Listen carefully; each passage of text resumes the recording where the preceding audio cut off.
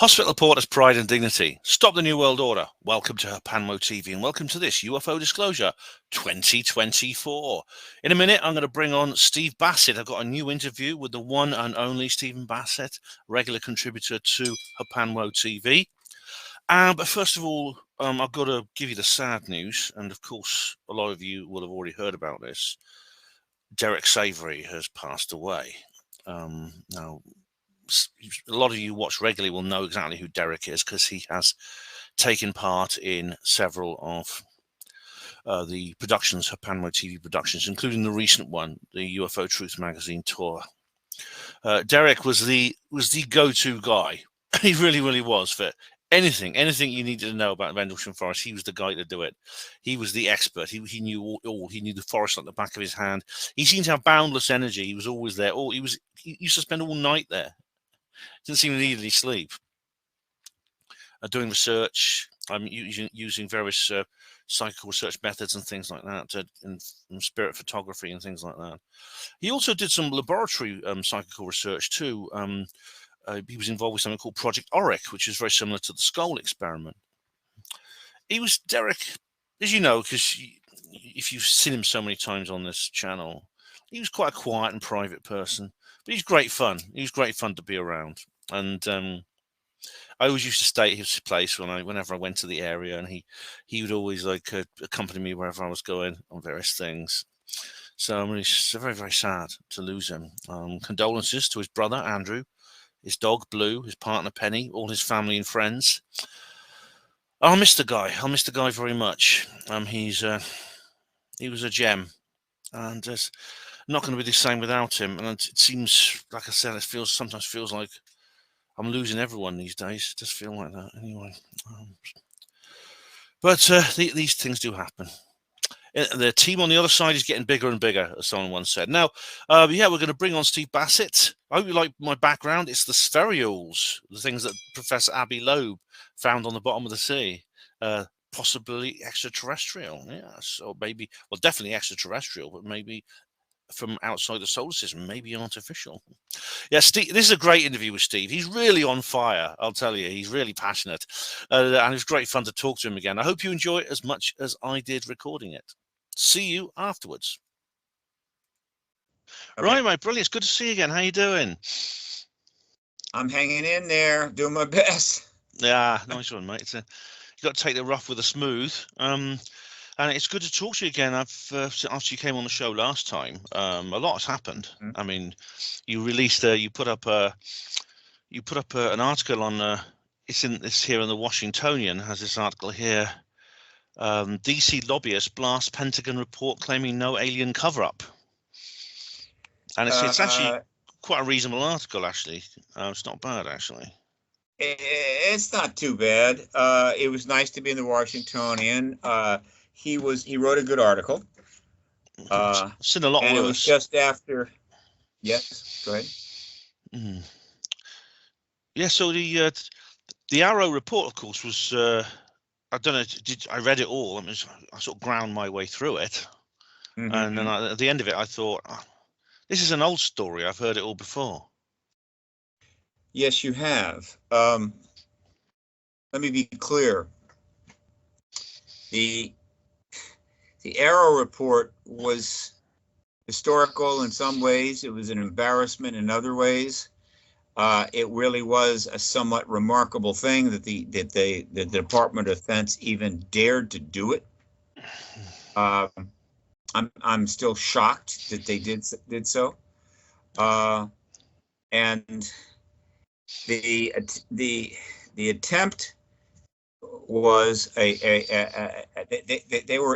panicked. In other words, the Department of Defense basically panicked, and because of certain developments that had taken place. All right. Yeah. And as a result, they threw this Hail Mary pass, which will go down in history as one of the dumbest things the Department of Defense has ever done, to try to put the kibosh on the disclosure process underway. It has created a substantial backlash on the internet, but it has had the effect that they had hoped for, namely that it gave license to certain skeptics to suddenly come forward with the "I told you so"s Yeah. or other stupid statements, and it also gave license for certain media to write the articles along the lines of, well, it appears that there really isn't anything here, and they start coming up with the usual statements about why ETs can't get there from here, you're here from there, and start bringing up old language like true believers and what have you. And there's been some of those articles, not too many, but there's been a few. And that is where things are right at the moment. And I'll be happy to go into the detail as to why the Pentagon was stupid enough, careless enough to have put this report out. And just ask me a question, and I'll tell you. Sure. Well, it's clearly, in some cases, it has told people what they want to hear. I mean, the skeptics, like you say, and the debunkers, they're kind of taking all this at face value, and they're saying, well, there you are then. To quote Stephen Greenstreet, "R.I.P. UFOs," and it's as if what the DoD has released, what the SRO report, is some kind of groundbreaking new revelation that no one's ever heard before, and that it's exactly the kind of thing that, well, if only that evidence ever came to light, that all of us would have to change our minds, when it's actually nothing of the sort. It's literally nothing of the sort. I couldn't really. I thought there was the only thing, like, it was that Project Blue case or something. That's the only thing in it I'd never heard of before, and I was astonished at how much was missing from it. All the stuff to do with nuclear weapons and stuff was missing from it. But it might be involved. No, yeah. I mean, all right. Let me see if I can sum this up. Essentially, the recent developments back the Department of Defense into a corner. And you know what happens when animals are backed into a corner? They just lash out at whatever's in front of them. So what backed the Pentagon into a position where they would make an act this stupid? By the way, all of the skeptics, I will not use their name because I just don't like to promote them. I never use their names. But the very skeptics that are responding that have no idea that this is like their last hurrah, that they're being given an opportunity to make as complete a fool of themselves as they can possibly make. So when this thing finally comes to an end, hopefully they will simply get on a train and disappear into nowhere, fly to another country, or just find something else to do, but certainly keep their mouth shut and put their computers away and leave us alone. They don't know that yet. They think that they've just gotten this moment of vindication. They have not.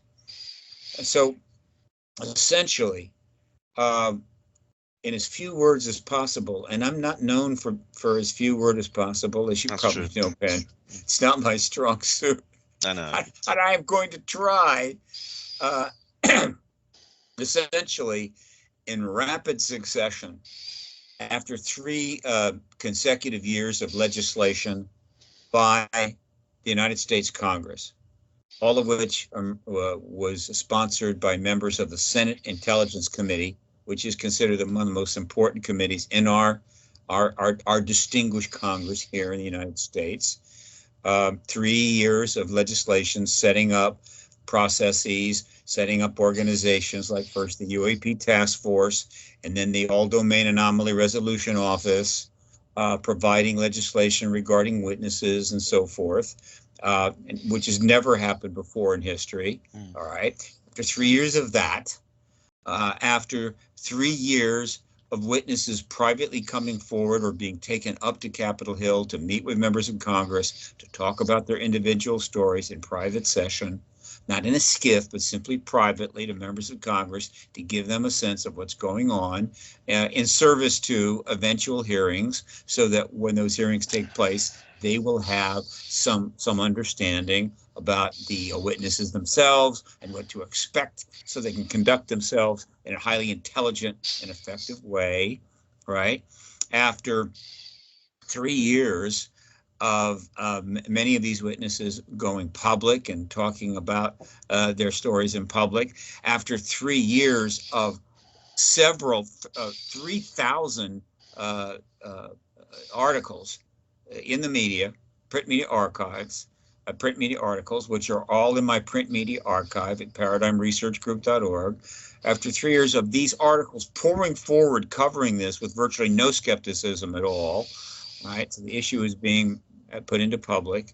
Right? After 3 years of that, then in July, in June of last year, a whistleblower, a true whistleblower, Major David Grush, who had been working in the UAP task force office and learned important information from inside sources that he provided to the Intel Committee staff, and eventually ultimately took to the Inspector General's office of the intelligence community, and then came forward in an interview with Ross Coulthard on News Nation, as well as a substantial debrief article by Leslie Kean and Ralph Blumenthal. All that happened on June the 5th. After that, right, and the explosion of media coverage, because this gentleman, Major David Grush, stated in the interviews, to debrief and to News Nation, that he had been informed by people with full clearances working in USAP programs that we've had multiple crashed vehicles obtained in various ways, some intact, as well as the dead pilots of those craft who are non-human. After that, right, had been revealed in his interviews, right, 39 days later, the majority leader of our Senate, Senator Chuck Schumer, a Democrat, responded to this extraordinary development, unexpected development of Major David Grush coming forward, announced that he was going to put 63 5 pages of legislation in the final bill, the fourth bill, slated to be signed this last December. And this was it, the final package, everything that we've been aiming for, all right, necessary so that the President of the United States could not only confirm the extraterrestrial presence, but then the information would then subsequently be able to come forward to the American people in an orderly fashion. It was to be called the UAP Disclosure Control Plan, that would essentially have everything you need to do it correctly and appropriately. That this plan, as described in the legislation that the Senate was going to submit to the House for reconciliation, would include a UAP Disclosure Control Plan. It would be called the UAP Disclosure Act. It would include an appointed UAP review committee under the president that would have subpoena powers and the highest level of classification. It would include members of Congress with the subpoena power and the highest levels of classification to ensure that they have access to every single thing in the United States government related to this issue, right? Everything, every program, every document, every individual, no matter how high their classification, so they can make an appropriate decision to what would come forward first, what might be held back, what would be moved forward, given to the public and archived in the National Archives, include all of that, and including eminent domain over non-human tech and bodies that in the hands of civilian companies or civilian individuals, eminent domain by the government. The total bill, this was it. Everything we need so that the President of the United States, once this bill was signed, were to come forward and confirm the extraterrestrial presence, that the United States government would be absolutely prepared to deal with all that would come next. All of the media attention, the public attention, the process needs to get information and an orderly, bringing forward to the world what the United States government has learned about this phenomena in the 77 years prior. That he told on July the 14th while the Department of Defense was thinking that over or recovering from this, while the defense contractors were thinking and contemplating this, meaning the eminent domain over all the tech and the science we've learned, while being paid by the government to examine these non-human vehicles, while they were contemplating all of that, on the 26th, 12 days later of July, after the comments, after the statement issued by Senate Majority Leader Schumer, David Grush went before a House subcommittee and under oath repeated everything that he said to Ross Coulthard, right? Again, under oath, right? And in addition, David Fravor and Ryan Graves, two former pilots and members of the Air Force, were, how would you say, testifying along with him. I called him their Grush's wingmen. And they had a few things to say, but it just gave the hearing a little more substance. It lasted a half a day, and that was under oath. Yeah. And that really got the attention of those in the Department of Defense who never want this truth embargo to end. They want us to be lied to until the end of time, as well as the defense contractors, meaning the corporate leaders of various companies. We know that who they are, who have been provided billions of dollars over the years to help build our nuclear submarines and advanced aircraft and satellites and everything else, which is nothing unusual about that. It's the way we operate in this country. We use defense, our civilian companies to help us build these things because they have a substantial coterie of scientists and capabilities to work with and part of the government efforts. Right? Nothing unusual about that, except in this case, they've been re-engineering and studying non-human craft and non-human bodies. They, facing the prospect of maybe losing billions, if not trillions of dollars in patented post-disclosure patented technology that could then be publicly engaged for shareholder value, they panicked and said, we have to stop this bill. And so that what happened next is that they made an effort, a successful effort, to strip all of the powers out of the Schumer rounds, what we'll call amendment. Not amendment, it was a bill. It wasn't an amendment to the bill. It was the Disclosure Act. And they persuaded very powerful men in the United States Congress, primarily in the House, who received millions of dollars in defense contractor donations to their campaigns, that they needed to go get in touch with the people that were negotiating the final language of the bill. It was called the reconciliation process in conference, and persuaded them, how would you say, to take all of the powers out of the bill, leave the basic bill intact, meaning we need to get all that stuff in the secret world reviewed and brought forward and ultimately given to the public and then ultimately archived. That basic bill was left with zero powers to make it happen. All right. So they gutted the bill of its powers, and that is what was signed ultimately by the president in December. But they weren't done. They had this close encounter, this scare. My God, they almost put this thing in a situation where disclosure could take place, and we don't want that. We want total control. We don't think that people even have a right to know this, et cetera, et cetera. And so there were those in the Pentagon whose concerns were not necessarily about how much money they were going to make once disclosure happened, because they're in the Pentagon. They're not corporate, though they may own shares in some of these companies. I hope not. But they had their other reasons, national security reasons.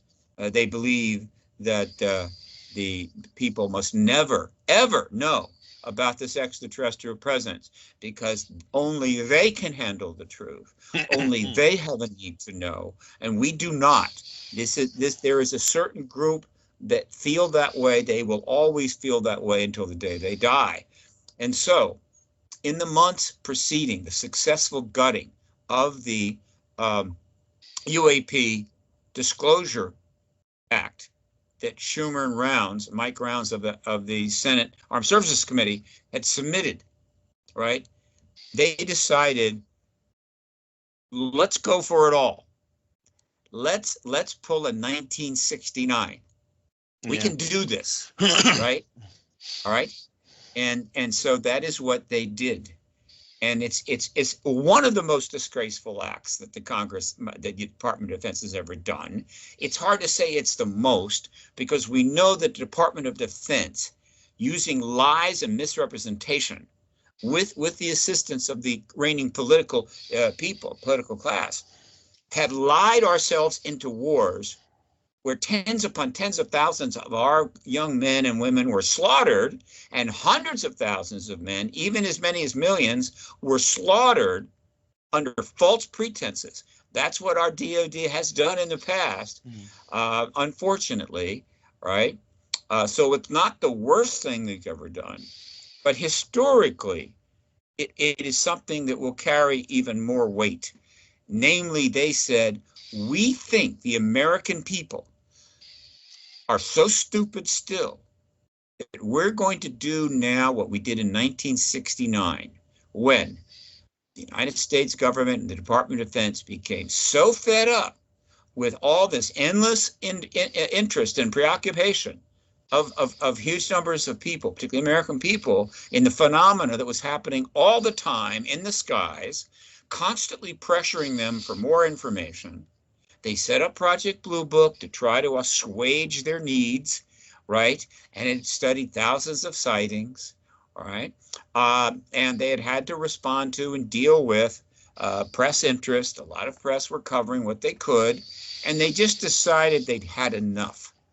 And so they convinced a gentleman by the name of Dr. Edward Condon to disgrace himself and his career, destroy his legacy, and become I don't know how to describe it. Essentially, they convinced this gentleman to create a bogus report. And we learned that later because correspondence found regarding Dr. Edward Condon indicated that before the report was even started, he had already made a statement there could be nothing to it. And so Dr. Edward Condon disgraced himself and the University of Colorado by producing the Condon report, which showed that there really is nothing to this, right? All of Blue Book really has accomplished nothing. There's nothing to this. They then took that report and uses that the basis to tell the Air Force, stop Blue Book. You've reviewed thousands of sightings, many of which you simply dismissed out of hand with stupid reasoning. But even though you would bogusly dismissed many of these cases, 701 cases, you simply could not account for, so you left those in. Close it down. It's over. We pretty much shown there's nothing to this, which was a lie. Yeah. And then they had to destroy the National Investigation Committee on Science, NICAP, a very phenomena, right? A very important organization with many thousands of members, including engineers, scientists, and others. They had to destroy it by falsely accusing Donald Keogh, who had set it up and was running it, for financial improprieties, throw him out, shut the chapters down, continue to collect dues, which they spent on themselves, and so that NICAP was gone, right? Do all of that, and then be able to say, that's it. That's what they did in 1969. And the Congress, right, 55 years later said, we are so stupid and so powerless that we can do it again and we'll get away with it, which is remarkable. It's history repeating itself, yeah. I'm Sean Kirkpatrick. It's worse than that. Yeah, Sean Kirkpatrick's doing basically the same thing as Condon. He's playing that same role. The difference is, unfortunately, there's no J. Allen Hynek in Arrow. Hynek died. No, it's much more than that. He died in the 80s, unfortunately. No, Ben, it's 2024, not 1969. there is a vast global neural network called the internet, which is being participated in by 4 to 5 billion people, maybe more. It includes social media setups, right? Where people are able to interconnect at will, including entities like Twitter, or Twitter X, as I like to call it, which allows for highly focused activism to take place, right? They're dealing in a world where 50% of the world's people believe that ETs are living amongst us. Well, over 50% know the phenomena is real or is extraterrestrial, right?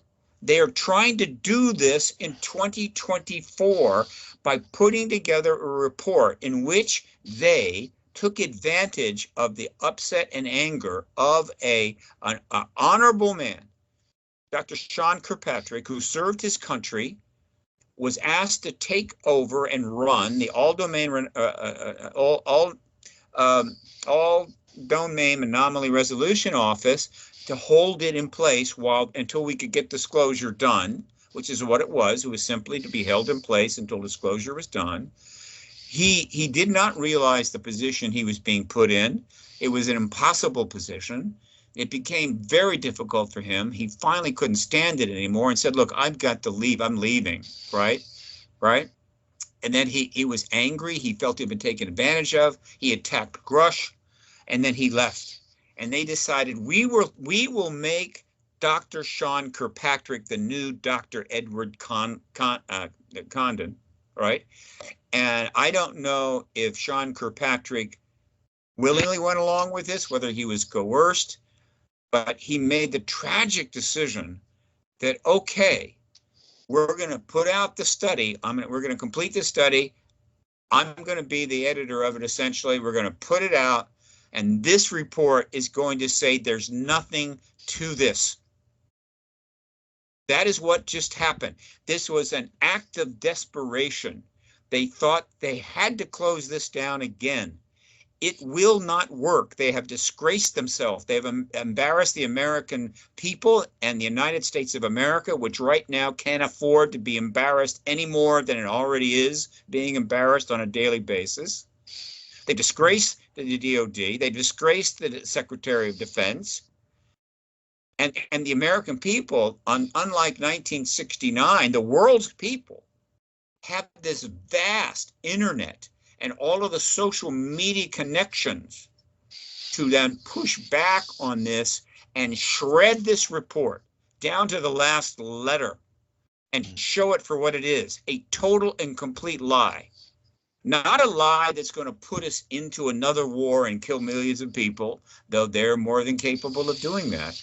But a lie that will somehow hold back the tide of history and the truth a little bit more, while they, I don't know, receive their pensions and finally retire or whatever. That is what has just happened. And I will tell you right now, before this is over, the Department of Defense will come to regret this act as much as anything, any of the awful, awful things it has done. Well, that's what's happened in a nutshell. I see. I mean, the two mics are certainly loyal to their sponsors. I mean, I know it's not just them. I know there's a couple of others, but these guys who did the Congress people who had their campaign sponsored by the military-industrial complex companies certainly paid their sponsors. They paid their sponsors back with loyalty. But I mean, a lot of people might ask us. The simple question would be, if there's nothing to this, if there's just some great big folly, some delusion, like Congress investigating whether Santa Claus exists or something like that, this is what it's been compared to, then why have they gone to so much effort and expense to shut down this process? There has to be something solid. Simple. When you get this much fog, there's something solid in the middle of it. There's absolutely no doubt. No one can pretend there's nothing to be seen now. No one can pretend there's not something being covered up. No, I know. Even in '69, when they came forward, those people who knew something about the history of this issue, those people that were aware of the science that had been done, knew exactly what the government was doing, knew how awful it was, how outrageous it was, but those number of people were fairly small. It was a limited number of individuals, right? That was 1960. The vast majority of the public simply did not know enough, did not have enough understanding of the issue, and not as much had happened, not as much evidence had been accumulated. But there were those that knew. Yeah, they knew what the government was doing. It wasn't the worst thing they'd done or the worst thing they were going to do. So, but this is not now. The number of the people back then was like this. The number of people that know what they just did and the truth of this is 10,000 times or 100,000 times bigger than this. It is in the tens of millions. All right. And so this is not 1969. They will not get away with this. And so all I can say is that we're just warming up in the response to this egregious decision to put out this asinine report and disgrace themselves. We're just in the beginning of it. I assure you, we're just getting warmed up. We are going to rip that report to pieces. We're going to make it clear that every single person involved in that report has disgraced themselves. If they violated the law, maybe that, all right? And we're going to do it for a couple of reasons. One, because aside from how they're dealing with the, how would you say, inconvenient truth of an extraterrestrial presence, all right? Aside from that, right? While they haven't actually gotten us into another war through lies that would kill God knows how many people, the fact is the action of our government and many other governments around the world has pushed this world, this planet, to the brink of nuclear war. We are practically there. The list of entities and reports coming out saying it could happen is growing. The number of nations that are threatening to use nukes frequently, often, is growing. The Bulletin of Atomic Scientists has set the clock and recently maintained the clock at its closest ever, 90 seconds to midnight. And so while the Vietnam War, and the Iraq War, and the Syrian War, and the Israel, all the friggin' wars that they have managed to generate that have killed tens of millions of people since the Korean War was over were bad. Now we're heading toward the ultimate war, nuclear war. And while our Department of Defense is putting out a complete lie of a report, right? They are building nuclear submarines. They are working on hypersonic missiles, just like the Soviet Union, just like China, right? And continuing to cut policies in various ways that will ensure we're going to have a nuclear war that's going to end civilization. And so while they're doing that, the American people, the world's people, are not, let me put it this way. While they are cooking up the Third World War, which will be the war that, well, the living will envy the dead. We all know about that. While that is in the works, standard operating procedure, we've been through it before several times, the reality of an extraterrestrial presence and what the acknowledgement of that presence could mean in rethinking and re-understanding how we're going to operate our planet, both domestically and foreign, right, is denied us. That's not going to be an issue. It's not going to be a factor. We can't consider it. It has no impact because they just lied and told us there's nothing to it again. While that is going on, we are headed towards that nuclear war without that opportunity. Yeah. Now, I've been an activist in this for 28 years. All right. And I have colleagues like Danny Sheehan have been an activist in this issue for 50 years, 45 years, and others. Right. We understand this. I have given over 8, maybe 16, 1,700 interviews in which I've talked about this. And some of my colleagues have also done that. We understand what's going on. And so we're going to do what I'm going to be going up on Capitol Hill shortly. Danny Sheehan is up on Capitol Hill. Think tanks are being formed. The media is not completely capitulated on this yet. I'm covering it. They're starting to figure out that wait a minute, what? And you're going to start seeing articles moving the other way. We're going to do everything we can to scuttle this thing, scuttle this effort, sink it to the bottom of the ocean, and get the Department of Defense to literally, hopefully, eventually come out and say this was an error. Somebody made a mistake. Somebody green lighted this report. This is not what the Department of Defense really thinks, or something like that, and do it soon. But let me make it clear, right? Let me make it as clear as I can.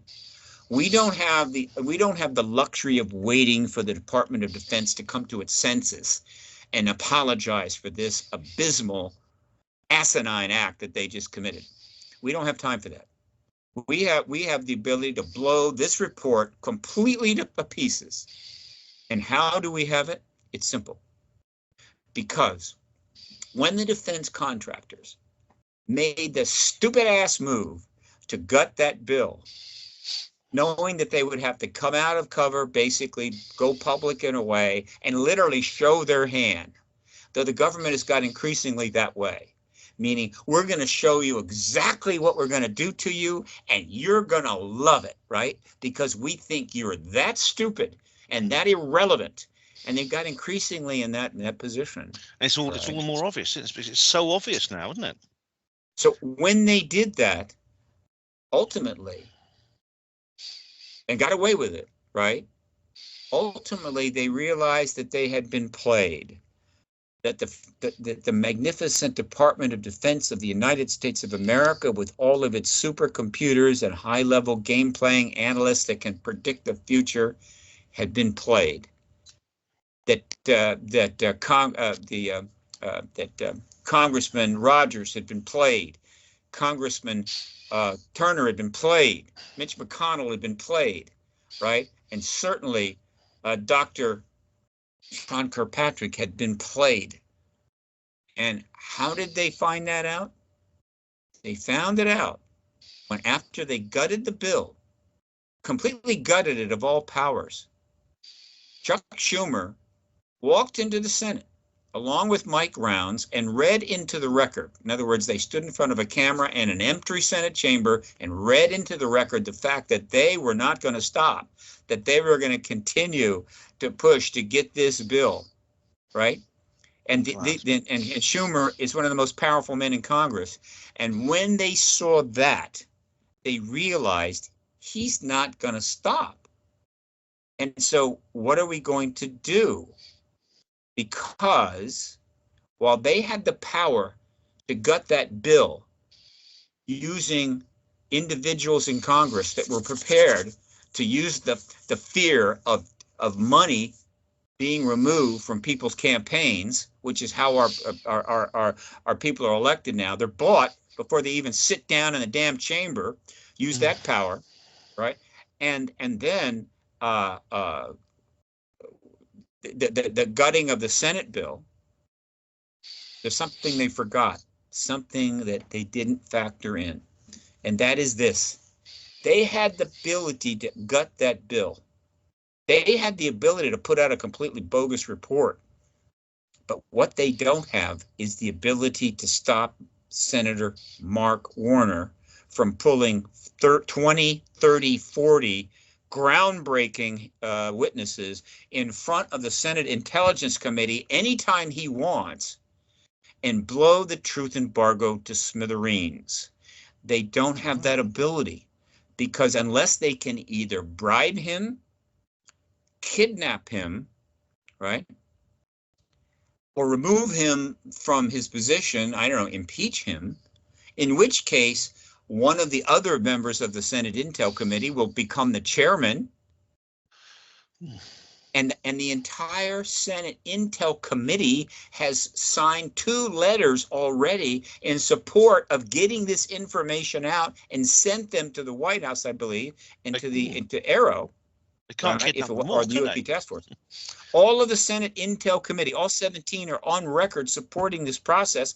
And so whoever replaces Warner can do the same thing. They can't stop the Senate Intel Committee from holding a hearing tomorrow and we know the types of witnesses ready to testify, they will obliterate the truth embargo, in which case it's game over. They don't know how to stop it, and they can't stop it. Now, the only thing preventing that happening is a decision, is Mark Warner deciding that he doesn't want to call that hearing now for various reasons. He wants to delay it, right? Had they bought and sold? No. Did Mark Warner and the entire Intel committee suddenly realize, oh, wait a minute, everything we've been doing is silly because there's no ETs here? No.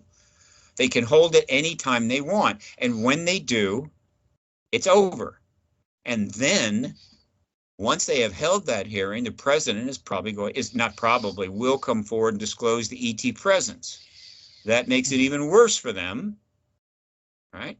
Yeah. And then once that happens, once the president finally confirms the extraterrestrial presence in an act we call capital D disclosure, Chuck Schumer, well, not Chuck Schumer, the Senate Intelligence Committee of the United States will reintroduce the UAP Disclosure Act word for word, sentence for sentence, exactly as it was originally submitted as a standalone bill into the Senate. The Senate will pass it, and we will be in the post-disclosure world. Of course, at that point, the president's already confirmed it. That bill will then go to the House. The House will have to pass it, and everything that the defense contractors feared, every illusion that the Department of Defense had, will be toast. They've lost. And so that act, and not that report, that error report, was a last-ditch effort to somehow prevent this from happening. It will fail, and we will get disclosure. And that is now, unfortunately for the Department of Defense, for every defense contractor and everybody else that thinks they're above the law, that they think that they can handle and this truth, and we cannot. Every single one of them will be facing a very difficult remainder to their career, assuming they have one. That's where things are at right now, Ben. That's good news. It seems dicey, but it's not. And I assure you, we are going to be even more intense about ending this truth embargo than we were before. I can see you've lost none of your determination, Steve, and I assure you I haven't either. And yeah, I mean, this is an important point because the media is still covering this. This probably didn't happen in 1969 because there was no internet, like you said. But there are still news stories coming out about this subject. The people, the witnesses and the key figures like David Grush, Lou Elizondo, Chris Mellon, and others like them, and Ross Coulthart, the journalist, and other journalists, and the good senators like Tim Burchett and Anna Paulina Luna and Jerry Moskowitz, they're still active. There's new evidence. Yeah, there's these things behind me you can see. These are possible fragments of an extraterrestrial object, maybe artificial, found by Avi Loeb's team on the seabed. I mean, it's incredible. It's an incredible story of how they found these things. And there's been another skiff. Oh, there's a new UAP briefing on the 13th of January. Now, this is after the NDAA was passed into law. And Jared Moskowitz specifically said that he couldn't give any details, but he said this has moved the needle. And of course, that has a double meaning in this day and age, because it's not just moving the needle. Moving the needle could mean the doomsday clock or the disclosure clock. It could mean either. Yeah, sure. And Thomas Monheim, the Intelligence Committee Inspector General, showed grave concern that criminal acts might have been committed to keep UAP a secret, and that includes what's been done in the Senate, which you've just described. In other words, this act of fraud, which is an act of fraud. And we have Representative Robert Garcia heard interesting information. This was all inside a skiff, but they came out report. It sounded quite positive. They did, Steve. I must say, they sounded pretty positive. This cannot succeed. All it's done is kind of put a little pause in it. It's given some of the skeptics, who, the few that are left, it's just what they do. They're not going to get any attention at all if they come out and say anything positive about this issue or supportive. They're only going to get attention by putting together nonsense and crap whether it's published in the New York Post or whether it's published on the internet or anywhere else, right? That's the only way they're going to get attention. They have no idea that their irrelevancy is growing every day, right? They have a right to be wrong. They have a right to be stupid. They have a right to lie. They have a right to do what they want. It's a free country. But what they don't have a right to is to somehow demand that history treat them with kid gloves. No, that they don't have a right to do. And so it's given them a little day, and it's given some op-ed writers like Dan Chevelle. I can't imagine why the hell he wrote the piece he did for The Guardian. That's not his area. He does very good writing about the plight of the poor and the disenfranchised.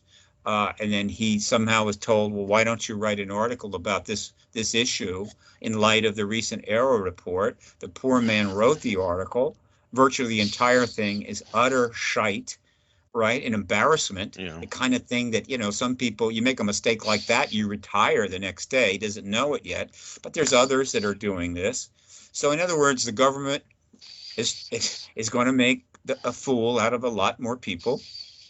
And the only good thing I can say about this act, this lie, this fraud, this pathetic excuse for serving the American people by the Department of Defense, the only good thing I can say about this is, as far as I can tell, at least not yet, nobody's going to die because of this decision. They haven't sent people off to be slaughtered in some far-off country. However, and I'll point this out again, this is happening at the same time we are headed towards nuclear war, almost inexorably, just moving there a little bit closer every day. And what are they doing about that? Nothing, all right, except build more weapons that could do more destruction and incite more paranoia on the other side. And other countries are doing the same. And so while I have said 10,000 times, and I'll say it 10,000 more, maybe even get to say it on MSNBC or CNN or something if they had the guts to give me a call, I will say it over and over again. Ending this truth embargo and confirming the extraterrestrial presence is maybe the only card left the human race has to play to prevent these seemingly inevitable nuclear war from happening, where we finally just wrap it all up and then turn out the light as we leave the stage as a civilization. And so in that sense, if playing this card, if this report delays getting that disclosure event a little longer, and we finally have that nuclear war, then the United States Department of Defense has finally achieved its summum bonum. Its stupidity and arrogance and lying has finally led to the death of billions of people, and they can all retire, I'm assuming there's some place to retire to, feeling really proud about themselves.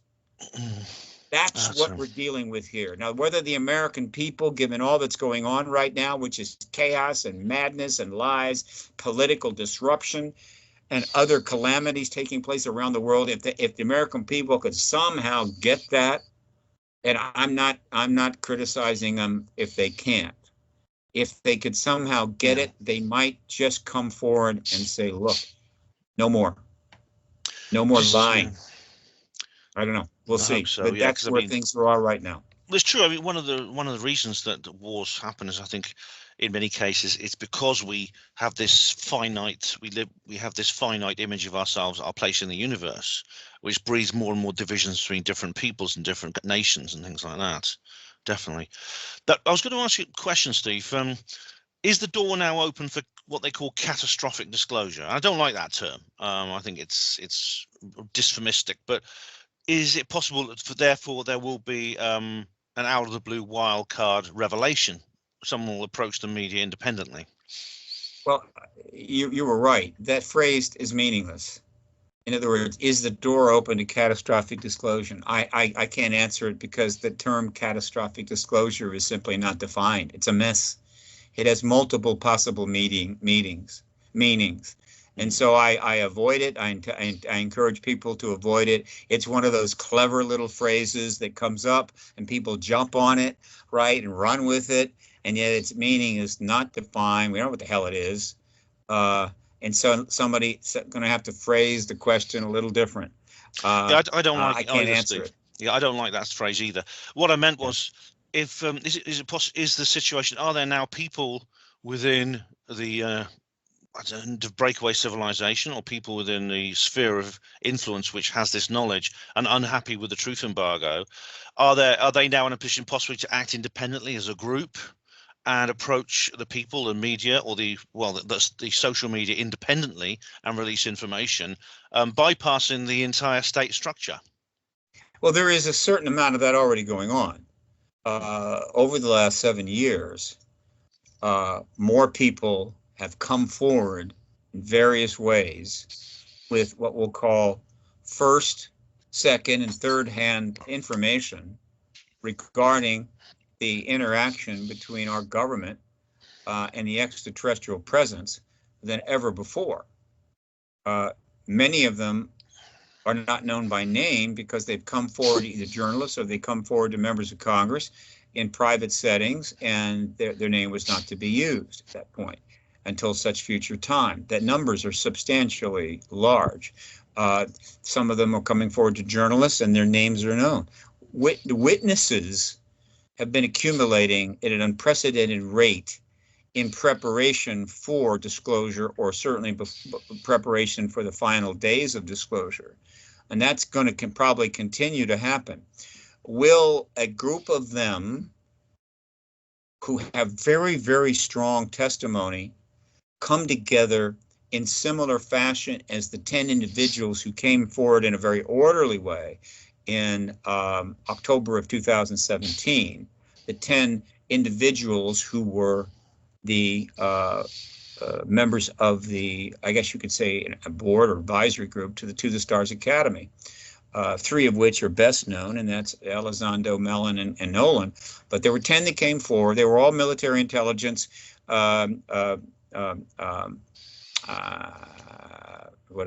looking for, people that had worked in that field, career military intelligence of one group, whether it was the DIA, whether it was defense contractors, or whether it was the Pentagon, whatever. These are a very substantive group of individuals. They came forward in a very open way.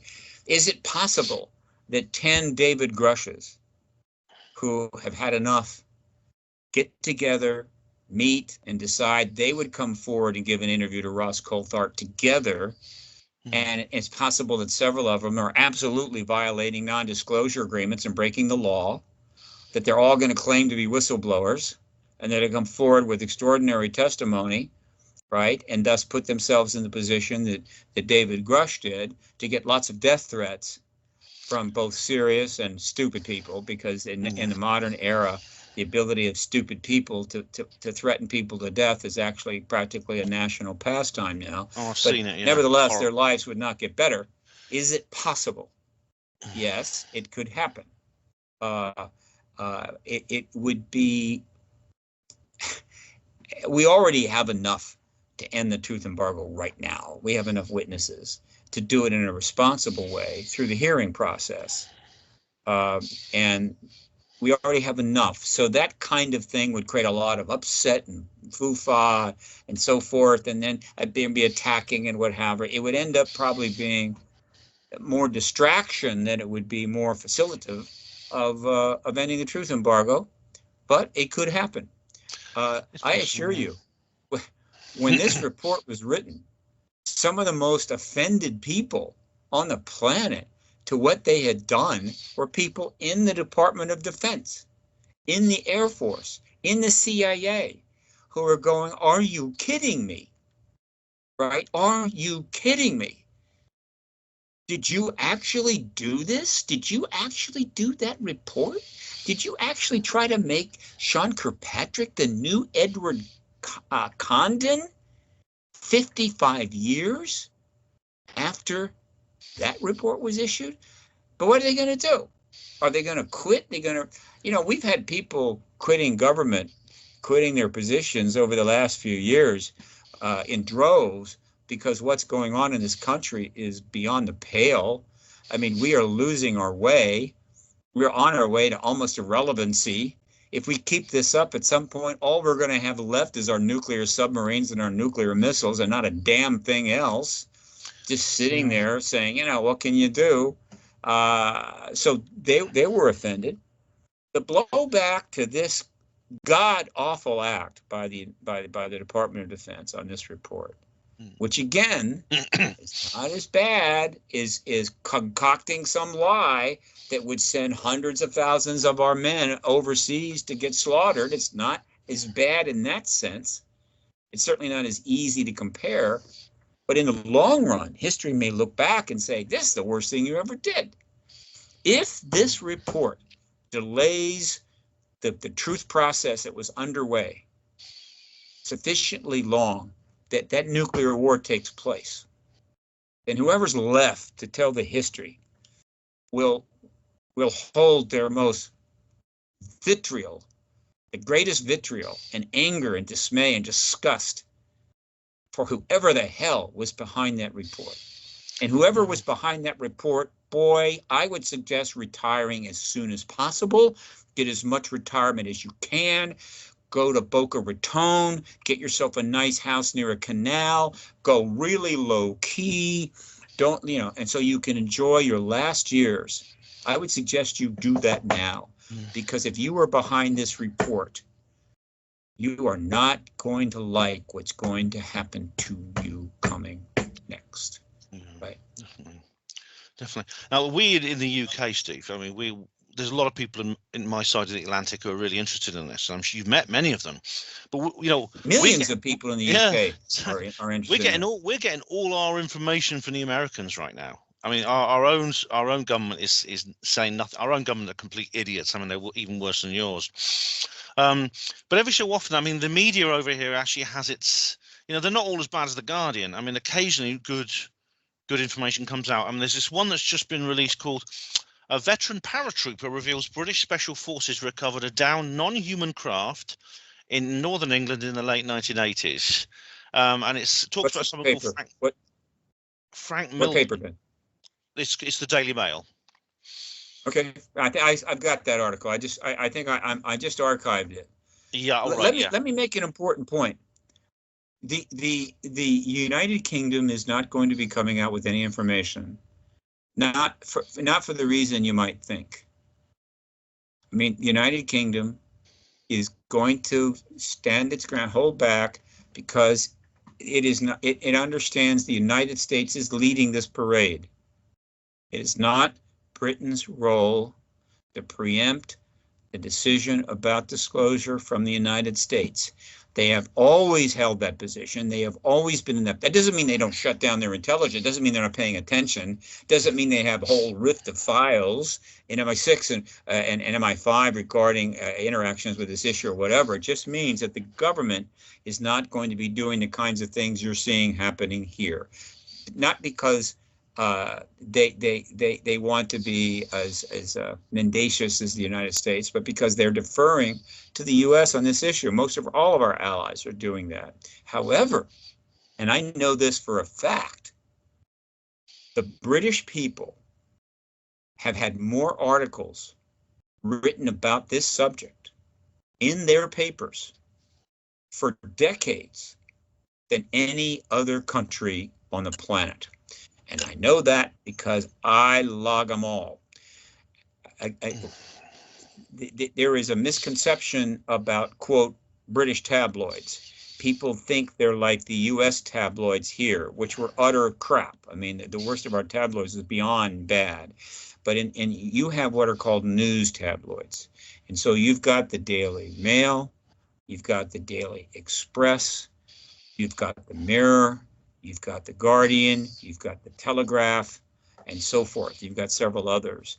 And they have published thousands of articles on the UAP-ET issues. And I've chronicled thousands, all right? Now, there are many, many other articles that they've written, which are a little more fun. They're a little more out there. They're covering something kind of quirky about it. And there have been probably a couple thousand of those, but I don't include them in my archive. And my archive is at paradigmresearchgroup.org under resources.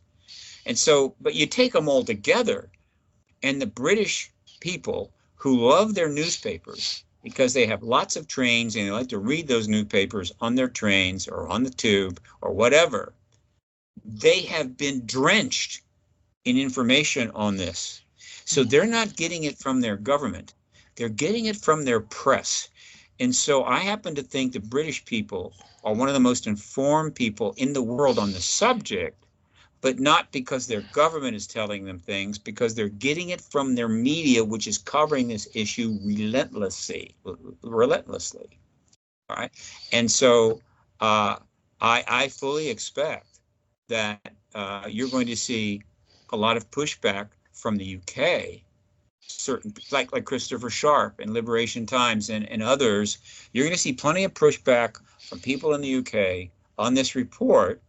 Not targeting their government. They could target the UK government and say, why are you sitting there doing nothing while the United States lies at this level? And I think the British government's response would be, what's new? I mean, the United States is constantly lying about things like that. And unfortunately, the UK has had its share as well. And so it's not going to come from their government. But the British press know it, and the British people know it. And so this is another reason why ultimately this act by the United States Department of Defense will fail. It's a Hail Mary pass. It will not get caught in the end zone. They will not score a touchdown. They will not win the game. I'm confident of that, Steve. I am, yeah. At the same time, I mean, one more thing I wanted to bring up with you. There's, I get the feeling that there may be some people who see the writing on the wall. For example, there was an article, again, it's a British article in the local newspaper in York. Some children at a primary school have they've been doing a role-playing game in which a flying saucer crashed in the playground. And indeed, this was a very sophisticated piece of stagecraft.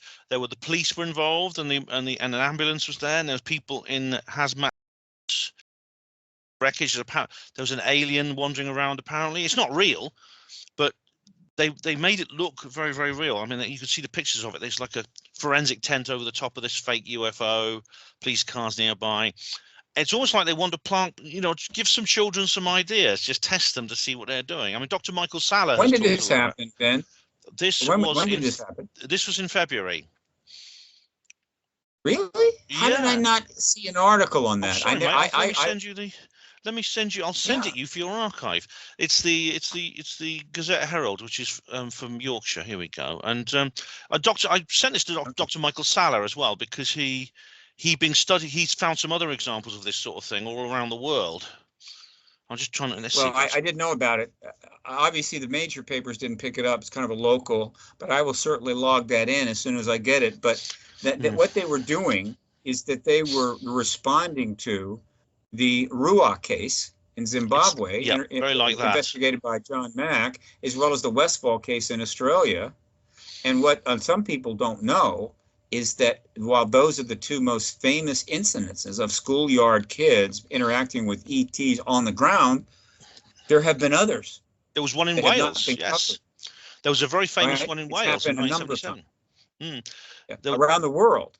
Have you seen Encounters? Okay. Did you watch the Encounters series? Not yet, but I know they blew the Ruwa case badly, terribly. Well, they tried to. It's a pathetic thing. They tried to debunk it. Yeah. It's Amblin Entertainment. I mean, it's Steven Spielberg, and they have all their people and producers, and they just said, we're going to do this. And they didn't talk to anybody that actually knows the history of it because, there's this truth embargo, and they don't want to do that because we're untouchables here. So they blew that. Now, if they had called me up and any number of my colleagues and said, this is what we want to do with the Ruwa case, and I said, oh, no, do not do that. Right? Do not include that idiot that says it was a hoax. Right? Don't make an ass of yourself. But they didn't do that. Oh, no. That's why we created the Hollywood Disclosure Alliance to try to prevent that in the future. Long story. But literally, they are trying to emulate some real events that, of course, the government declares there are nothing to it. That just gives you another example. Can you imagine that happening in 1969? No, not a chance.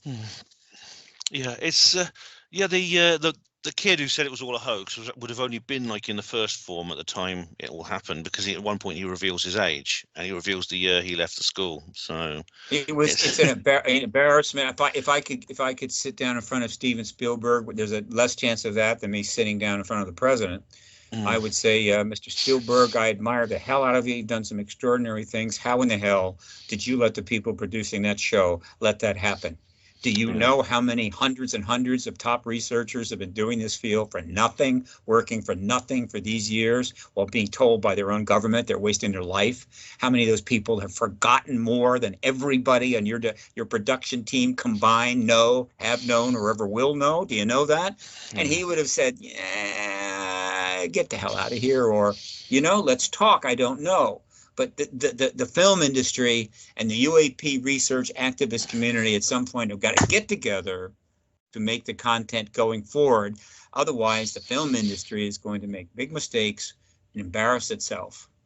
Yeah. So I'm hoping to help change that by helping to create the Hollywood Disclosure Alliance.org. Check it out.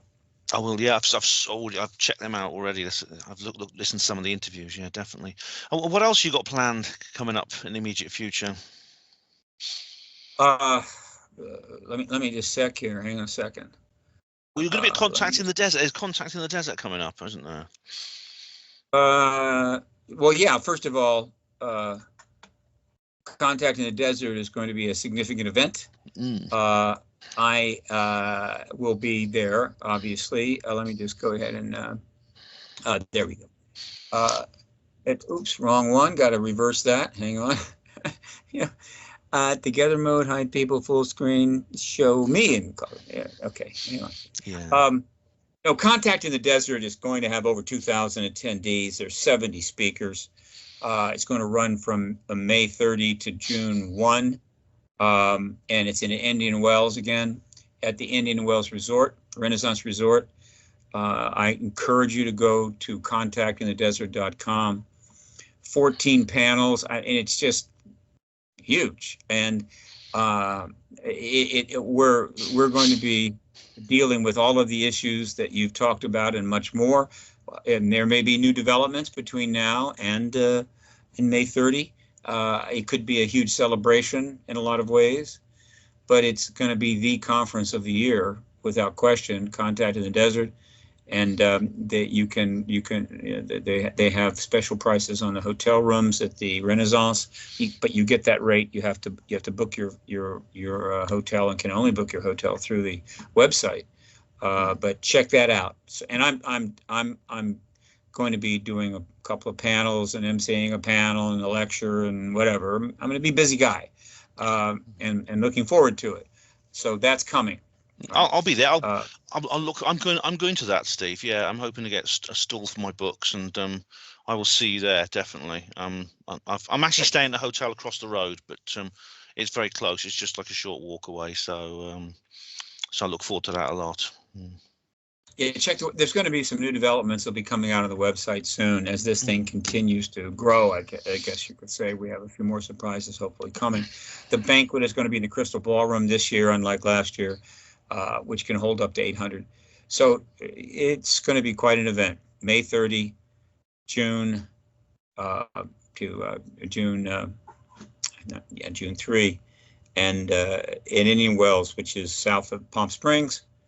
And about 2.5 hour drive from LA. And by the way, this year, for the very first time, Contacting the Desert is going to be allowing and issuing day passes. So you can come for a single day. You don't have to just buy the entire event. This is the first time we're doing that. And of course, very important, absolutely the right thing to do. So people can come over from LA or Orange County for a day, if that's all they want, and enjoy the event. Or they could stay on, whatever. So day passes are going to be possible. This is the first time in the history, I think, of the Contacting the Desert. You've got the MUFON Symposium coming up in September. It's going to be a big deal. You've got the Roswell Festival in early July, also a big deal. And there's other conferences. I just loaded up my conference section. at the Paradigm Research Group.org website under resources, conferences, and you can see links to pretty much all of the upcoming conferences for the rest of this year. And so that's out there. Oh, brilliant. Well, I'll see you soon then. I will see you in end of next month, and I'll keep an eye on how you're getting on, and we'll stay in touch, Steve, and let me know how things are going. It'd be great to speak to you again as soon as there's an update. Of course, but a few more promos. Let well, me go ahead. mention that, again, the Hollywood Disclosure Alliance.org, which I founded with Dan Harari, who is a publicist based in Hollywood. It's now up to 222 members. We hope to see it at 200 members by the time of the Contact in the Desert. Half of these members are in the film industry, TV film industry. Half of them are in the UAP research activist journalism world. And these two halves have been separated by and large by the truth embargo all these years, to preventing them from coming together and creating even better content that would challenge the government's policy of lies.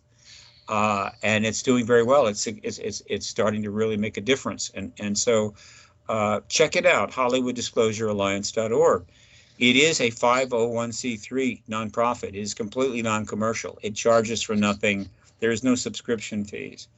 But if we can start getting serious funding as a 501c3, there is a range of things we can do to affect the time between now and disclosure and the content that's coming out. And there's plenty of content in the works. And of course, the explosion of content post-disclosure. But we need funding. If you think this issue is really important, this is a 501c3 organization that already has some pretty well-known people in it. Check it out, and more to come. Hollywood Disclosure Alliance has a donation page. Check it out. Also, Paradigm Research Group, after 28 years, operating under the First Amendment only, in order to ensure there was no way the government could stop what I was doing other than, I would have an accident, right? Is now filed with the with Washington, D.C. as a nonprofit, and will soon have its own 501c3 status as a nonprofit and able to accept tax-deductible donations. It is and will remain officed in the National Press Building, 1 block from the White House. And so I have plans for some significant projects. So if there's any major donors out there that would like to donate to Paradigm Research Group, I am now a nonprofit, and I will be operating mostly as a think tank going forward, though some activism, certainly in lobbying, but mostly as a think tank, because that's what the post-disclosure needs, is lots of think tanks. And then finally, after many, many years, legendary attorney Daniel Sheehan, who founded the Christic Institute with his wife Sarah, who then founded the Romero Institute on the West Coast after he was kicked out of Washington by the President Bush for causing the government too much trouble, has finally set up his ultimate, I think, accomplishment, which is the New Paradigm Institute, which he has wanted to set up for several decades. The New Paradigm Institute is up, it is running. It is a 501c3 nonprofit, of course, and it is intended to be the think tank of the post-disclosure world. It already has an office in DC, 1 block from the Capitol. It has an office on the West Coast. It will be expanding its offices in DC, I think, soon. And so if you have major funds and you want to support an entity that's going to be a significant resource, not only in the last days of the truth embargo, but in the post-disclosure world following confirmation from the president, newparadigminstitute.org. Check it out. It's time for the individuals in this country who really want to make a difference, who have the resources to literally change things overnight, and have done so by contributing vast sums of money to various entities, to start to realize that now it's time to direct that level of funding to the disclosure and post-disclosure issues. because there is no more important issue in this world today than the fact that we are not alone in this universe, and that the confirmation of that is coming. And then what we do after that confirmation will determine just what kind of world the children of today are going to live in, and what our chances are of surviving our own destructive stupidity. There is no more important issue. And there are people out there that give hundreds of millions of dollars to other issues. God bless them. But this one is neglected. Why? Because the government keeps telling them, there's nothing there. There are no ETs. Don't you see? It's all an illusion. It's all a mistake. So just leave it alone. Give money to those other entities. They're all worthy, but don't give money to this, because the truth embargo, uber all. Right? The truth embargo, uber all. And I'm saying it's time for the pockets to open. It's time for the money to flow. It's time to fund the post-disclosure world, regardless of what the government thinks they have a right to know and need to know, and what we have no right to know, no need to know. The big money is going to eventually show up here. And that's one more reason why that report by the Department of Defense, the ERA report, will prove to be one of its biggest mistakes. And everyone involved are going to have to answer to the American people, if not the world's people, soon enough. Oh, definitely. Well, I feel encouraged, knowing that there are now two organizations, one block from the White House, called Paradigm. That's got to be good. The new Paradigm Institute is one block from the Capitol. The Capitol. You're one block from the White House. My office is one block from the White House, and we are going to be working together. Though the new Paradigm Institute is like an ocean liner, and I'm kind of a tugboat. But you need tugboats, right? They have their value. Tugboats need to pull the ocean liners. That's right. So we're well positioned, and so we're prepared as nonprofits to spend the rest of our lives trying to get the truth and understand the truth once the government acknowledges it's there, and help influence what happens in the post-disclosure world. We're running out of time, Ben. I know. I've been living under the nuclear sword my entire life. From the day I was conceived, before I was even out of the womb, I was living under the nuclear sword. I have never lived a day in my life. The Manhattan Project and things. Yeah, that's right. Oh, it's something in my life. Yeah, we can't take for granted. That's the problem if we become too familiar with it. If we become, and I know I agree. We've got to get this done because we've got a world to save. Definitely, we've got to save the world. And I appreciate you talking to us. And I know your Paradigm is called the Paradigm Research Group. And I'll make sure there's a link in the show notes to that, so people can go and check out your work and check out my previous interviews with Steve, because they go back a long way, and there's a narrative which covers them all. So stay in touch, mate, and well, I'll see you at Indian Wells at the end of next month, and I will. And hopefully we'll be in touch before then, because there's bound to be some updates. So keep me posted. Sure. Okay. No problem. Well, take care. All the best. Thanks very much. Bye-bye. Mm-hmm. Hey, well, I hope you found that interesting. It was great to see Steve again. Have a word with Steve. I always feel better when I've spoken to Steve, because he gives me hope. He really, really does. What else has been happening in the world of disclosure since the last UFO disclosure video? Well, one thing very strange has happened. I'm not sure this is specifically a disclosure issue, but it is one that I have covered in great detail on this channel when it first happened in late 2020. And that is the monoliths are back. For those tiny 1 or 0.5% of you who read Hapanmo Voice, I actually did an article about this, which I'll show you. There you go, the return of the monoliths. And I also did an interview with Gary Jones. Gary has appeared on this show many times, and on this channel many times as a contributor. And I did a long radio interview with him. This is the monolith. You see, this is a photo Gary took.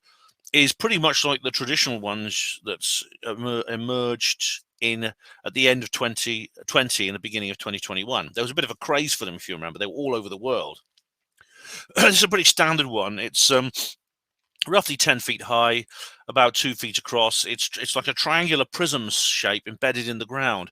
It's made out of pieces of metal, probably steel or aluminium, welded together. It's got a tack welding on it.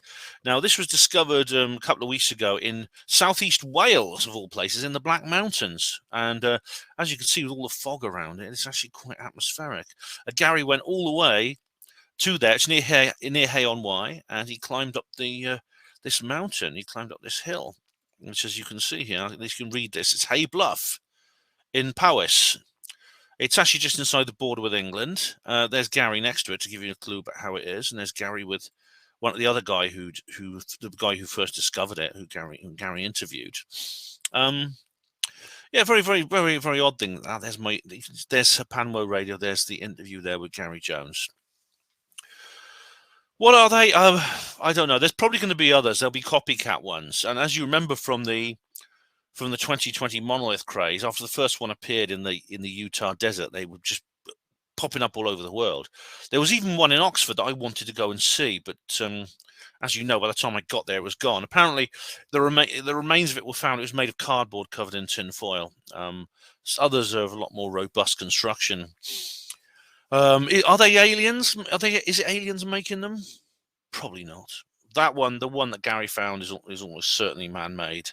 It appears to be made. It appears to be done well, though. It has it's a nice shiny finish. It's very well. Everything's measured out.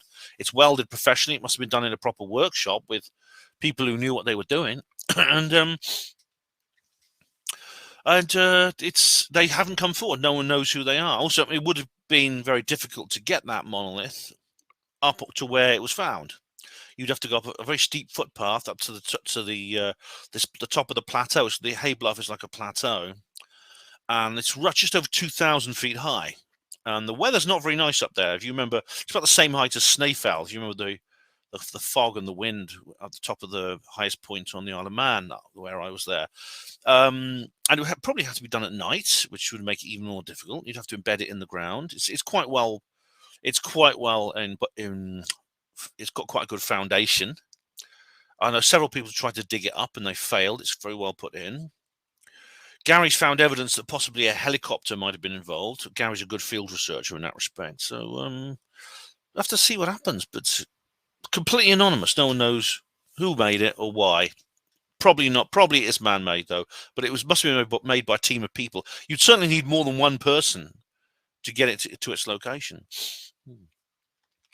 Now, something else has happened. I haven't actually written an article about this because I'm going to cover it in my next UFO Truth magazine article, among other things. But this article appeared in the Daily Mail, of all places. I just mentioned this when I was talking to Steve, as you know. Veteran paratrooper reveals British Special Forces recovered downed non-human craft, quote unquote, craft in northern England in the late 1980s. Supporting recent UFO whistleblowers' claims of a secret UFO crash retrieval program. Right. That's interesting. British paratrooper veteran Frank Milburn claims a former member of the British Special Forces came clean to him about the top secret operation in the late 1980s. Quote, he said it was just obvious it was non-human, and it was obvious that there were occupants who had fled the scene on foot. Oh, wow, I wonder where they went. This is an article by Josh Boswell and Chris Sharp for the Daily Mail. Oh, Steve mentioned Chris Sharp. He has an open mind about it. British Special Forces recovered a downed non-human craft in northern England in the late 1980s. A former UK paratrooper and military intelligence officer claims. This reminds me very much of the person that, if you remember UFOs and NATO on Rich Planet, where Richard tracks down this witness, Tony Dodd's mate. If you ever read Tony Dodd's Alien Investigator, you'll know the person I'm talking about. Richard actually managed to get hold of some of Tony's archives and managed to get in touch with this guy who gave him an interview, who claimed just what you've just heard, that the UK Special Forces were involved in this. But he's called Frank Milburn, Frank with a C. It's got an unusual spelling. A veteran of the British Army's elite parachute regiment, tells Daily Mail he has spoken with a member of the MI6-run unit that conducted the alleged operation. Oh, my God. Because MI6 are also likely to be involved in this. Milburn also said he spoke to UK Royal Air Force crew who chased and fired on a pair of disc-shaped UFOs that travelled at hypersonic speeds, outstripping their fighter jets. That reminds me very much of the story of Middleton Torres, or indeed Parvez Jafari, aerial encounters with military aircraft. Milburn refused to reveal the identity of his former elite comrade, citing security and his desire to remain anonymous. That's fair enough. I mean, this was the big criticism that David Grush is getting right now, saying, well, you're not doing it. You're not telling us who they are. You're not providing any proper evidence. We don't know who these people are. These people that you say have seen these things and held these bodies, these alien bodies, and dealt with spaceships and things like that. You're not revealing anything about them. So we have to take your word for it. That's fair enough, isn't it? I mean, I suppose in this case, we've got to do the same, but it makes you wonder if this is all some folly. Why are so many people making it up? It's understandable why this isn't the guy. This is Milburn himself. There we go. This is him. A photo of him there in Iraq in 1997. This must be after the. This was probably he was on undercover operations, and this is him now. I suppose more recently, as him he's younger there. Yeah. And he says here, but in an exclusive interview with the DailyMail.com, Milburn divulged eye-popping details of the story. I hope that doesn't mean that the aliens pop your eyes out. Anyway, told him by his ex-Special Forces friend after they both left the army, saying that he wanted to support recent US whistleblower claims of UFO crash retrieval programs. This is the thing. I mean, I thought there'd be some kind of domino effect when David Grush went public. David Grush, the guy who had the guts to speak out first. It often takes someone like that to speak out and say, this is what I'm doing, and then they refuse to back down, and other people come along. It encourages other people to do the same. It gives them confidence. See what I mean? A critical mass is reached, and that is basically what is the essence of what is described as catastrophic disclosure. Although, as you've just heard, Steve doesn't like that term, and neither do I particularly. But it's one of these little buzzwords that keeps coming out. You know, like it's another one is ontological shock. It's one of these new buzzwords of the new UFO world.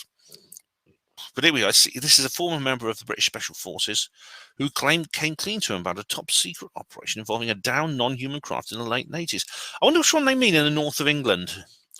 It probably is not. Are they referring to the Nottinghamshire case? Because that's not north. That's sort of East Midlands.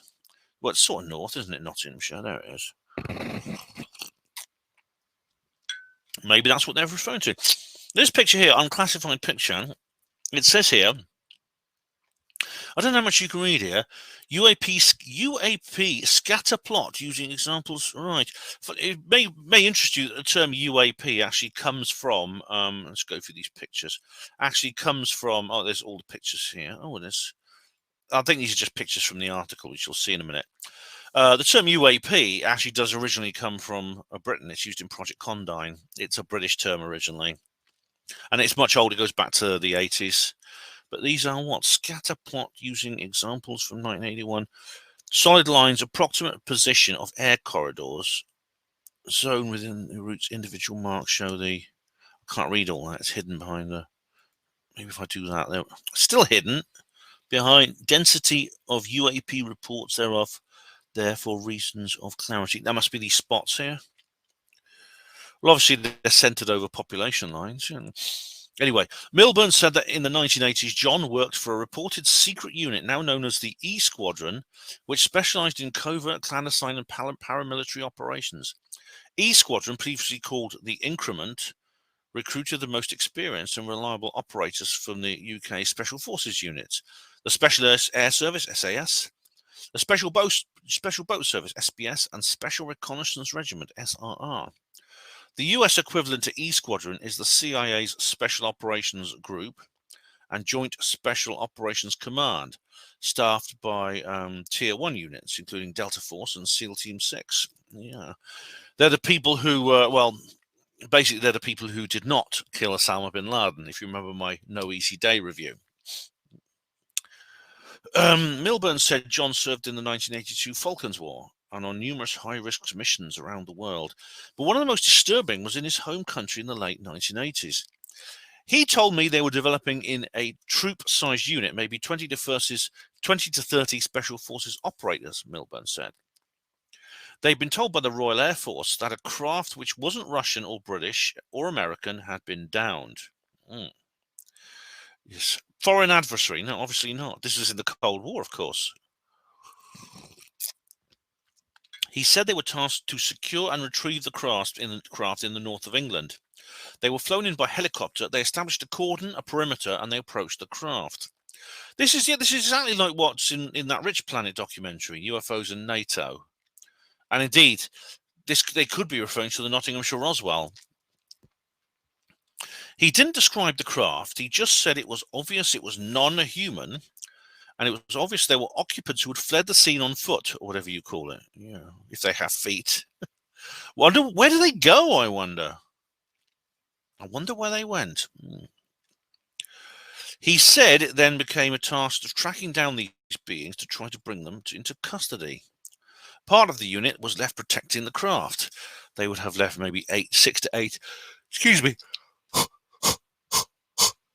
to cordon the craft, and others who would have been on foot or quad bikes or 4x4s trying to track down these entities that escaped from it with helicopters supported. That can't have been easy. That's just good driving. Of course, you can't cordon off the entire place. You'd have to start. They may, these aliens might reach a populated area, and then you would have to go around knocking on doors saying, "Excuse me, have you seen an alien?" Oh no. He said that after that, it was totally passed over. He said scientists and technicians came in. It was completely out of our hands. We were flown away by helicopter, and we knew nothing after that.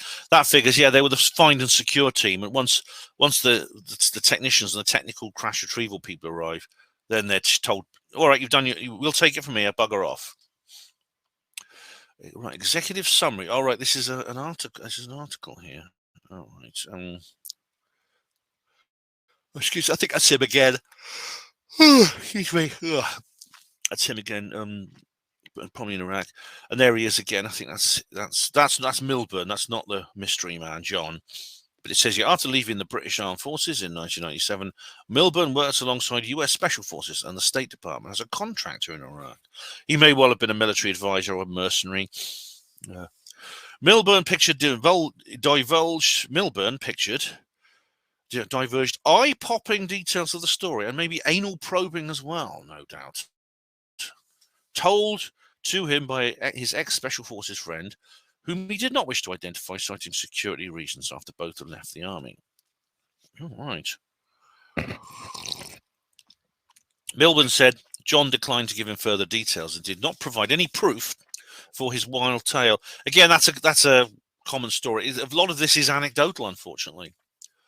A lot of this is. Steve Mumbling just did a April Fool's Day video, which I immediately spotted. He said, and Steve said, I left a comment and he replied underneath, "If that had been the only video I'd made, you'd have lapped that up, wouldn't you, Ben?" No, I wouldn't. I understand the difficulty when you're dealing with just anecdotal evidence without anything to back it up, but it's still something you can't ignore, especially when lots and lots of people are telling the same story. But he said here, but the ex-paratrooper said he trusted the word of his elite ex-comrade after vetting him with other SAS veterans. "I believe him 100%. I work with a bloke in post-military work. This is a true blue paratrooper. I spoke to former SAS and paratrooper mates of his. We're talking about a guy who fought bravely in the Falklands in some of the most brutal engagements," he added. "This is not the kind of guy who fucks around or talks shit."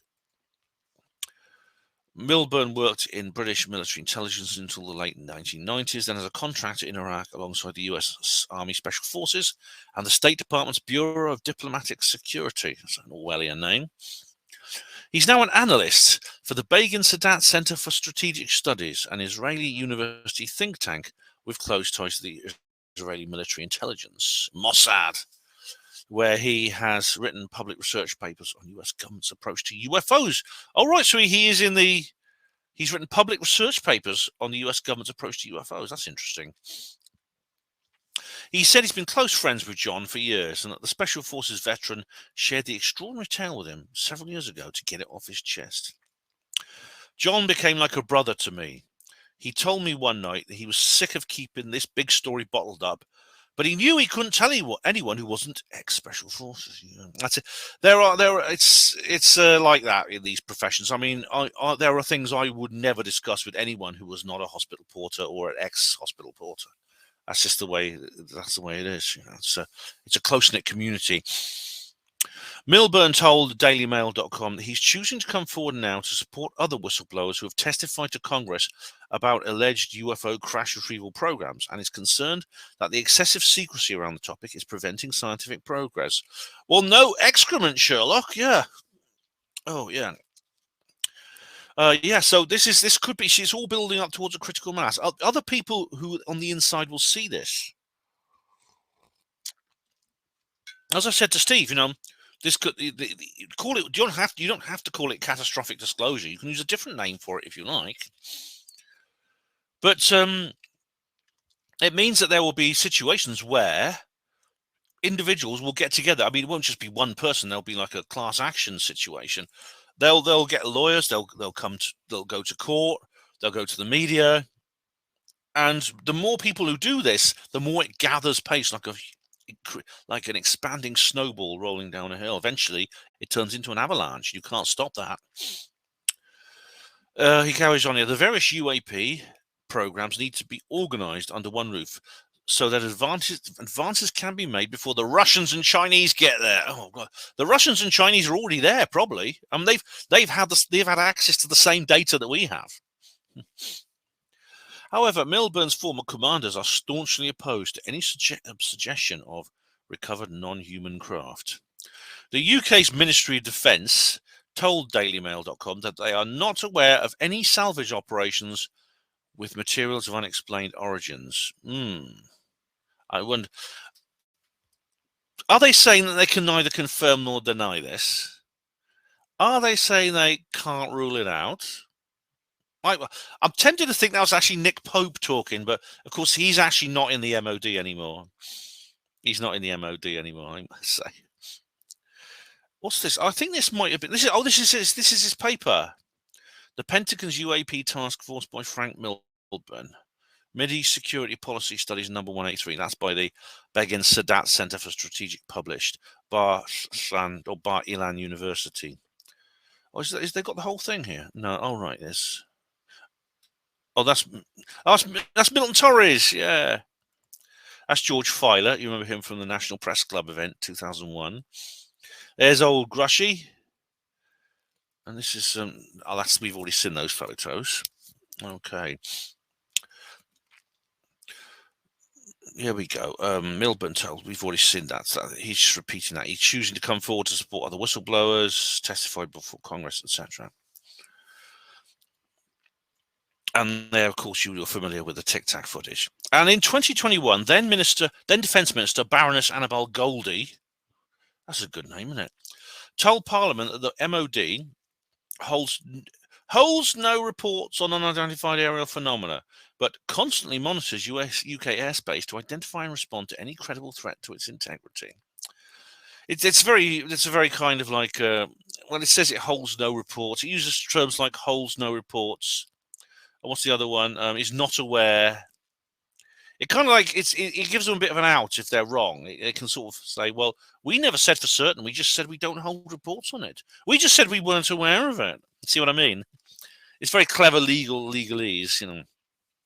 Anyway, Mrs. Goldie went on.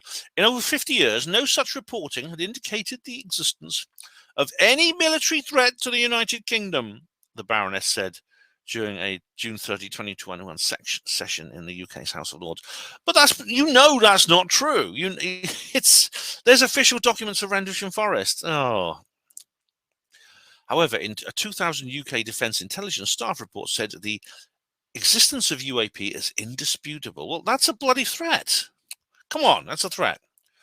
Credited with the ability to hover, land, take off, accelerate to exceptional velocities and vanish, they can reportedly alter their direction of flight suddenly and clearly can exhibit aerodynamic characteristics well beyond those of any known aircraft or missile, either manned or unmanned.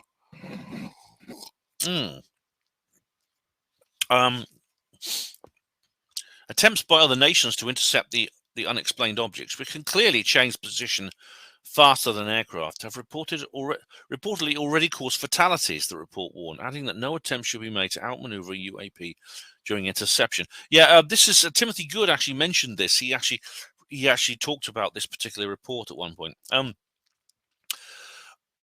This is interesting. Have already caused fatalities. That's interesting. Now, does that refer specifically to the British, that is the Royal Air Force, or the Royal Navy Fleet Air Arm?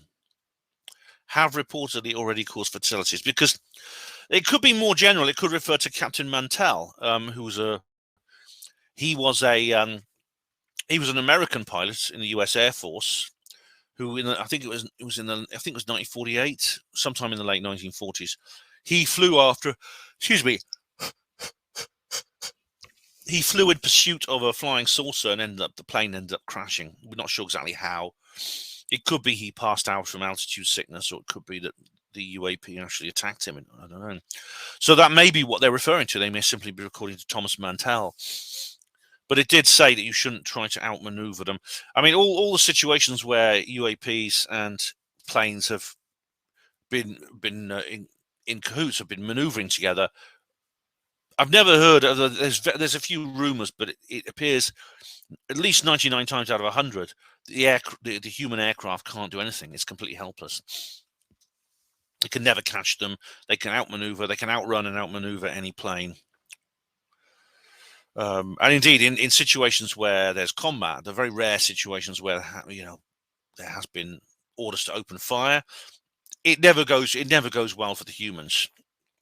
Either the weapon system fails, as in the case of Torres and Jafari, or the UAP retaliates. It is not harmed by the missile or the cannon shells and things like that, and it retaliates and destroys the aircraft. Luckily, those reports are very, very rare. That December 2000 report entitled "Unidentified Aerial Phenomena in the UK Defence Region" was originally classified secret, but released to the UK National Archives in 2006. Now, I remember Timothy Good talking about it.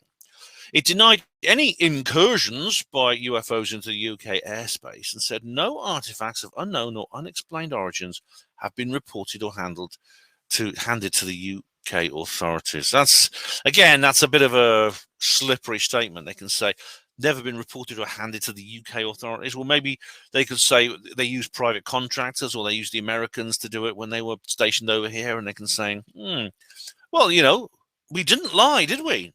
Sure, it was Raytheon who did it, or British Aerospace, or the US Air Force, but no artifacts were handed to the UK authorities, were they? There is no evidence of the penetration of UK ADR by unauthorized air platforms. There are no reports of RAF aircrafts intercepting UAPs. Well, how do they know then? Well, I said it may not be. They say that there have been fatalities. Obviously, in that case, they're talking about other air forces.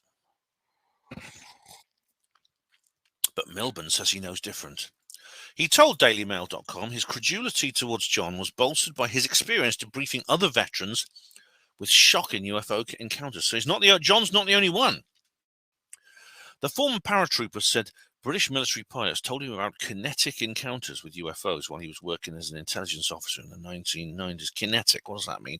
Kinetic refers to moving, or to it refers to something moving or impacting, like kinetic energy. Like you crash into something, it's kinetic energy. He said 2 pilots and navigators of 2 Tornado jets told him they were ordered to intercept disc-shaped objects, but when told to shoot them down, they were outmaneuvered. That's a commonly reporting story I often hear. Sometimes they will be ordered. I mean, the fact they're ordered to shoot on these objects indicates that whoever's in charge of the government in the Ministry of Defence does know more than they're saying. If they're ordering you to open fire on an unknown object, they presumably know more about it than they're saying. But it very rarely works. I mean, either, like I say, the weapons computers were shut down on the plane, a la Torres, a la Jafari, or the weapons will have no effect on the object. Graham Rendell describes how bomber crews opened, in World War II, opened fire on Foo Fighters, and they could see they were getting multiple direct hits because they had tracer rounds, and they were just getting multiple direct hits, and this thing just sat there. And the same thing happened with the Los Angeles encounter in 1942. The object was struck by over 1,800 AAA anti-aircraft artillery rounds. It just sat there like it was just being thistle down was like blowing against it. And now we see this is Milton Torres and George Filer. They stationed in the UK, who claimed to have taken part in intercepts with UFO in British aerospace in 1957 and 1962. In an archived video, that's the 2001 press conference with Greer, Major George Filer III said he flew to intercept UFOs hovering at 1,000 feet over the British countryside. Well, again, that contradicts what you've just heard. Torres says they were close within 20 nautical miles. They were ordered to shoot them down. I wasn't told why. It was above my level. That's Milburn. Yeah. They had radar homing missiles. The missiles left the aircraft having achieved a lock-on, but then failed to impact the craft. They closed within 10 nautical miles and released more missiles, which were infrared homing. Those failed to impact the craft. They then flew to within 1 nautical mile and closer. They were trying to shoot down these craft with the aircraft's 27mm cannon, and they failed to shoot them down. They said this ties in with what Graham Rendell has said. They said that they fired at the objects and the round hit, but had no effect on the craft whatsoever. Milburn said that although the pilots saw the craft with their own eyes, their radar had struggled to pick up the discs when they were beyond visual range.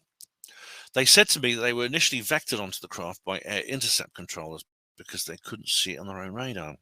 Later, they had the craft on their own radar, but the ground controller lost it on his radar, which obviously was much more powerful. Then, according to the military aviators, the flying saucers disappeared. The craft just basically skipped off at hypersonic velocity, far beyond what the jets had. They just disappeared, said Milburn. Yeah, that figures. That's again, these are pretty typical textbook encounters here. I asked them, what do you think those crafts were? And they said, well, nothing like we have, nothing the Russians have, nothing like the Yanks have. All 4 of them served in the first Gulf War. Before that, they'd done years enforcing the no-fly zone over Iraq. They'd logged hundreds of hours of missions and intercepts. So these guys were no strangers to intercepting craft. Milburn also pointed to 2 former U.S. Air Force pilots, Milton Torres and Major George Filer, who claimed to have talked, as you just heard. We've just been through that. Torres scrambled in an F-86D jet from Royal Air Force Base Manston, England, one foggy night in 1957. He said he got a radar lock on one object the size of an aircraft carrier, which flew away at Mach 10 before he could fire on it. Filer said he flew to intercept a UFO hovering 1,000 feet over the British countryside in 1962. But when he was a mile out, his radar recorded it shooting off up into space. Yeah. There's David Grush there, you see. How long? This article's nearly done, I think. Oh, this is the Schumer Amendment. In July, Senate Majority Leader Chuck Schumer co-sponsored a bill to allow disclosure of recovered technologies of unknown origin and biological evidence of non-human intelligence. Yeah, it's really amazing. Disclosure of recovered technologies of unknown origin and biological evidence of non-human intelligence. Whoever thought you'd see that in government bureaucracy? Milburn's claims follow allegations from 3 sources revealed by DailyMail.com in November that the CIA has been conducting UFO crash retrieval operations coordinated by a secretive directorate called the Office of Global Access since 2003. Yeah, I covered this. I remember I covered this on one of my UFO Disclosure videos. The 3 sources who spoke on condition of anonymity to avoid reprisals. See, they're very scared, of what could happen to them. have all been briefed by individuals involved in these alleged UFO missions. Though the shocking claims sound like they come from a science fiction novel, they are part of a growing body of evidence suggesting the US government could indeed be hiding advanced vehicles that are not made by humans. Yeah, we must be getting close to a critical mass on this, guys. We must. Former top intelligence officer David Grush told Congress as much in an explosive public hearing. This is just going over things we've said before. So the rest of the article is that, and it talks about the Arrow report and things like that. So I think that's it, everyone. That's it, guys. Yeah. So that's a remarkable story. I mean, it's the kind of remarkable story that I couldn't imagine even seeing in the newspapers just a few years ago. I'm just going to double check the date on this. It's the 19th of March, 2024. It's not the 1st of April. It's not an April Fool joke. This sort of thing is coming out more and more and more. Now, that's good, because it means as this happens, firstly, it takes one man to start the ball rolling, and these will be people like Elizondo and Grush. Other people see it, and a lot of them think, oh, God, I'm not going to do what he does. And then the government, the powers that be, or shouldn't be, the powers that were, the truth embargo, then attempts to make examples of these people. Either they make their life a hard time, or they, of course, unfortunately, it's a bit superfluous because internet trolls are quite good enough at doing that without the government's help, which is a really sad thing, something that really annoys me. But then a couple will say, oh, no, I'm not going to be pushed around. I'm not going to be bullied. I didn't fight in war just to be kowtowed by a bunch of bureaucrats in suits, mouthing off at me. And so they will join Grush and they'll join Elizondo and come forward. Other people see that and they think, oh, hang on a minute. Then they start to feel, hang on a minute. These guys, they're brave enough to do that. Why am I not brave enough to do that? And so more will join and more will join. Now, as you know, it's not just like a little bit more, a little bit more, a little bit more, a little bit more. And very, very slowly it goes up like that. Couple more, 2, 3 more, 2, 3 more, 2, 3 more. It doesn't work like that. What you get instead is it goes. This is always the way, and this dialectic happens everywhere in life. I find you get a critical mass moment. So it's a little bit there, a little bit there, a little bit there, a little bit, and then you hit that 100th monkey point, to quote Lyle Watson, and it goes like that. So it's not a graph that goes up slowly like that in a line. It goes up very slowly at first, and you get like a massive logarithmic, up like that, straight up like that. And we could be getting to the point where we could be getting close to the point. This news article indicates we're getting close to the point where we do hit a kind of critical mass moment, and then suddenly that's when you get hundreds and thousands of guys coming forward from the inside, military guys, pilots, intelligence officers, people like that. And when that happens, as Steve said, the truth embargo cannot last. And I get the feeling, as I explained to Steve, there are individuals who, within the power structure, who do not agree with the truth embargo. And there's, as Richard Dolan has explained, there's some kind of internal struggle going on there. And maybe we've seen it with that incident in New York where the school kids had to play a role-playing game about a UFO crashing in the playground. I covered that on Hapanmo Voice, and indeed I covered it on the last video, the last UFO Disclosure video. I think I mentioned that. So yeah, don't for people who are giving up, for people who believe the skeptics waffle, R.I.P. UFOs. Don't, please. This is why I made my reply video to Steve Mumbling. R.I.P. UFOs, a reply to Steve Mumbling. You mustn't give up.